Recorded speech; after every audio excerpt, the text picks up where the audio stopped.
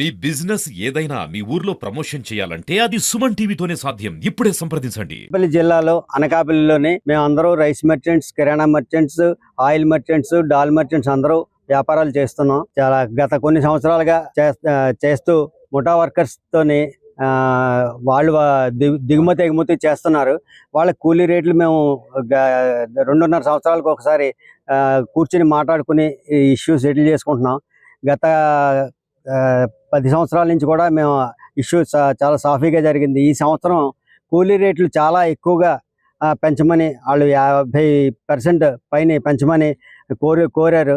అది మాకు చాలా కష్టసాధ్యం. ఎందుకంటే అనకాపల్లి చుట్టుపక్కల పరిసర ప్రాంతాల్లో యలమంచిలి, నర్సీపట్నం, చోడవరం, పరవాడ, అచ్యుతాపురంలో అనకాపల్లి కంటే ఇప్పుడు ఇస్తున్న రేట్లు కంటే చాలా తక్కువ రేట్లు ఉన్నాయి.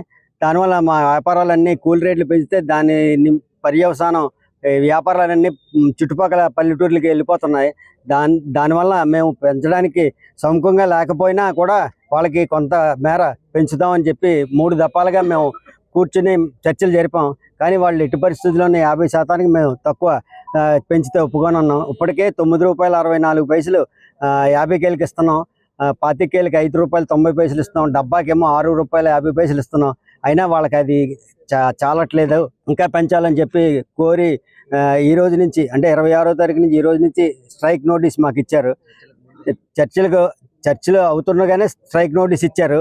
ఇస్తే మేము కూడా అయినా వాళ్ళతో చర్చలు జరిపాం. చర్చలు సఫలీకృతం కాలేకపోవడం వలన మేము కూడా వ్యాపారస్తులందరూ కూడా ఒక నిర్ణయం తీసుకుని ఈ రోజు నుంచి మేము కూడా దుకాణాలన్నీ బంద్ చేసి కలెక్టర్ గారికి అందరికీ మా బాధలు చెప్పుకుందామని వినతిపత్రం ఇవ్వడానికి జాయింట్ కలెక్టర్ గారికి అందరికీ కూడా ఇవ్వడానికి ఈరోజు వచ్చాం. ఇది సాఫీగా జరగాలని, వాళ్ళతో చర్చలు సాఫీగా ఉండాలి, సాఫీగా వ్యాపారాలు ముందు కూడా చేసుకోవాలని మేము కోరుకుంటున్నాం.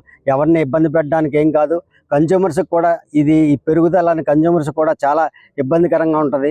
ఎందుకంటే వాళ్ళు ఒక మూట కొనుక్కొని పట్టుకెళ్తే ఏమీ లేదండి మాకు ₹10 ఇస్తారా, ₹8 ఇస్తారా అని చెప్పి డిమాండ్ చేసి రోజులు తయారయ్యి ఇప్పుడు డీమార్ట్కి వెళ్తున్నారు. డీమార్ట్కి వెళ్తే ఎవరికి వాళ్ళే కొని పట్టుకెళ్తున్నారు. అలాగే మా షాపుల్లో కొని పట్టుకెళ్తుంటే వాళ్ళని కూడా అడ్డుకొని మేమే చేయాలి, మేము చేయకపోతే మీరు చేయడానికి వీల్లేదు అనే పరిస్థితి ధోరణిలోకి వచ్చారు. కాబట్టి ఈ సాఫీగా జరగాలని అందరితో కూర్చుని మేము చర్చలకు సిద్ధంగానే ఉన్నాం. ఎంతో కొంత పెంచి చేద్దామని ఉన్నాం. ఇప్పుడు సోదర సభ్యుడు మన శ్రీధరాల సోమరాజు గారు రైస్ మర్చెంట్ అసోసియేషన్ పెద్ద నుంచి మాట్లాడారు. ఆయన మాట్లాడినట్టు వాళ్ళు ఎన్నో డిమాండ్స్ 50% మీద పెంచండి ఏవో అడిగారు. అవన్నీ కష్టసాధ్యం. వాళ్ళు అడిగి మనం కూర్చుని చర్చలు 3 దఫాలుగా చర్చలు జరిపాం. మధ్యలోనే వెళ్ళిపోవడం అవి జరిగింది. ఇప్పుడు మళ్ళీ మధ్యలో సడన్ గా వచ్చి సమ్మె నోటీస్ వాళ్ళు మాకు ఇచ్చారు. చర్చలు జరుగుతుండే సమ్మె నోటీస్ ఇవ్వడం అనేది నాకు అర్థం చేసుకోలేకపోతున్నాయి. ఎందుకు ఇచ్చారు సమ్మె నోటీస్ అనేది? చర్చలు జరుగుతున్నాయి కదా ఒకేపు. చర్చలు జరుగుతున్నప్పుడు సమ్మె నోటీస్ ఇవ్వడం అనేది అర్ధరహితం. కూర్చుందాం మళ్ళీ కూర్చుందాం అని మేము సానుకూలంగా స్పందిస్తున్నా సరే వాళ్ళు ఎందుకు సమ్మె నోటీస్ ఇచ్చారో అర్థం అవ్వలేదు. ప్లస్ మెయిన్ ఇప్పుడు మేము షాపులు బంద్ చేయడానికి కారణం వాళ్ళు సమ్మె నోటీస్ ఇచ్చారు, వాళ్ళు పనికిరారు. మా షాప్లో ఎవరైనా ఏ రైస్ మూటో ఏదో పట్టుకెళ్తుంటే వాళ్ళు మ్యాన్ హ్యాండ్లింగ్ చేస్తారనే ఉద్దేశంతోనే మేము బంద్ చేయడం జరిగింది. గతంలో కూడా జరిగింది. ఆ ఉద్దేశంతో మేము భయపడి బంద్ చేయడం జరుగుతుందండి. Thank you sir.